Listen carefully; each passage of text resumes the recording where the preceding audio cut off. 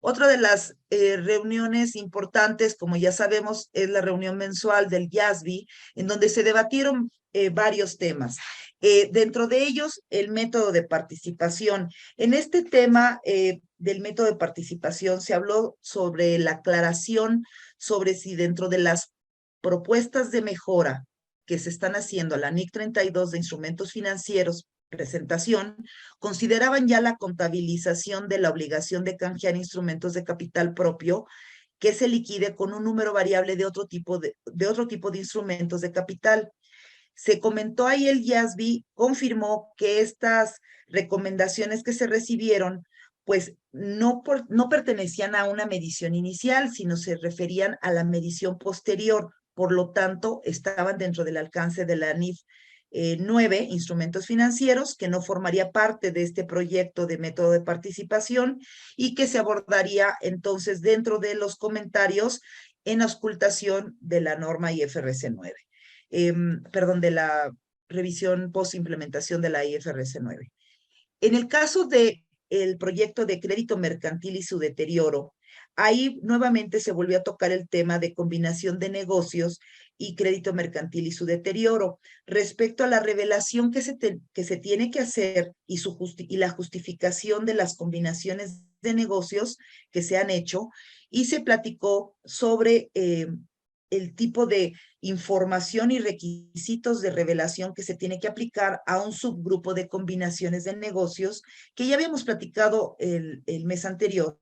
Y aquí lo que aclaró el YASB fue que la atención debe centrarse cuando se trate de revelar información por subgrupos de adquisiciones. Esos subgrupos deben de centrarse precisamente en aquellas combinaciones de negocios llamadas estratégicamente importantes. ¿Y a qué se refiere con estas estratégicas importantes? Es decir, se va a revelar información de aquellas combinaciones de negocios, las cuales si no cumpliéramos con los objetivos de revelación, pondríamos seriamente en riesgo la entidad para que logre pues revelar información acerca de sus combinaciones y su estrategia de negocio per se. Otro de los proyectos que se maneja en mantenimiento en su presentación anterior es el resultado de la revisión post-implementación de la NIF, NIF 9, instrumentos financieros, y ahí se revisaron algunas de las opiniones planteadas en la consulta, dentro de las cuales pues también se rechazaron algunas de los comentarios recibidos, y dentro de los cuales se rechazaron por el momento fue precisamente revisar o estudiar más el tema de las tasas reguladas para una enajenación de instrumentos de capital valuados a valor razonable con impacto en los otros resultados integrales. En este caso, el YASB consideró sí incluir como parte de su próxima revisión post-implementación requisitos de deterioro de la NIF 9 derivado de ciertas preguntas que recibió. También dentro de los temas importantes que ya les comentaba de la revisión post-implementación de la NIF 9, pues ya les comenté lo de las tasas reguladas. También se está hablando el tema de los instrumentos financieros con características de capital. Ahí se tomaron dos decisiones. Primero se decidió aclarar que efectivamente la NIC 32 en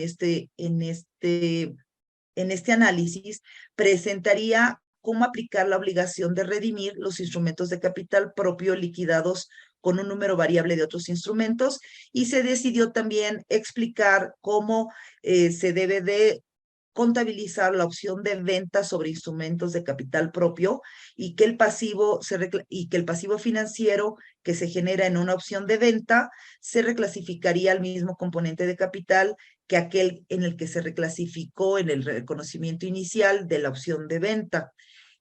Otro de los temas que se han tratado en estas reuniones del YASB es el de estados financieros primarios, y ahí pues prácticamente en su presentación de estados financieros primarios se tomaron dos decisiones con respecto al estado de resultado integral que es no establecer ningún requisito específico para el tema de revelación o de presentación de ingresos y gastos inusuales, que ya se habían tocado en el mes anterior, en la sesión anterior, sobre cómo iban a revelar o cuáles eran las características para calificar a un ingreso o gasto inusual. También se habló sobre que a todas las entidades clasificarían sus ingresos y gastos de sus asociados y negocios conjuntos que son contabilizados bajo el método de participación en una sola categoría. Y también se reiteró la prohibición propuesta de presentación mixta de gastos de operación.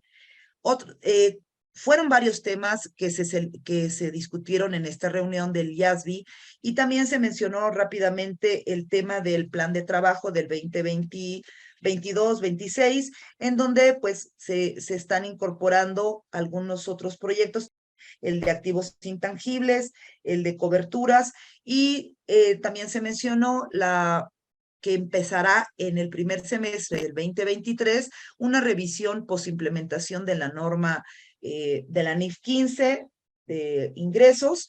También se comentó las características, el tema de características contractuales de los activos financieros para cobrar flujos de efectivo.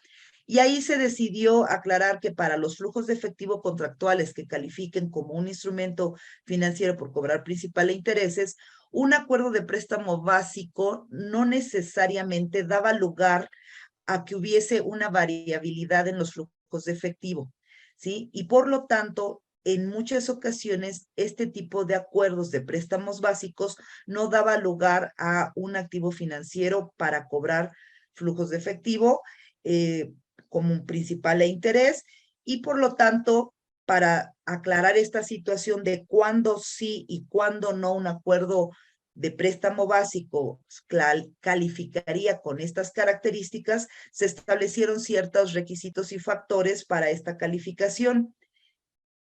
De los últimos dos temas que tocó en esta ocasión el IASBI, también se habló de las actividades extractivas. Ahí se discutieron, pues sí, algunos hallazgos de las consultas previas que ya datan del 2018-2021 y se aceptó incluir algunas de las cuestiones recibidas y considerarlas para futuras investigaciones. Ahí el IASBI no tomó ninguna decisión. Y finalmente, con respecto a la interpretación de contratos de concesión, pues tenemos al CINIF 12, acuerdos de concesión de servicios. Aquí en esta interpretación se acordó que una entidad debe aplicar primero la interpretación, la CINIF 12, acuerdos de concesión, antes de aplicar cualquier requisito de la nueva norma que se está proponiendo. ¿Respecto con qué? Con los derechos y obligaciones para determinar si una entidad tiene activos o pasivos regulados. Sin embargo, en esta ocasión sí hubo opiniones encontradas sobre cómo lograrlo. Se quedó como un punto tentativo para la siguiente sesión del mes de octubre y con esto se concluyó la revisión mensual que hace el IASBI de sus proyectos y el estatus que tenemos de cada uno de ellos.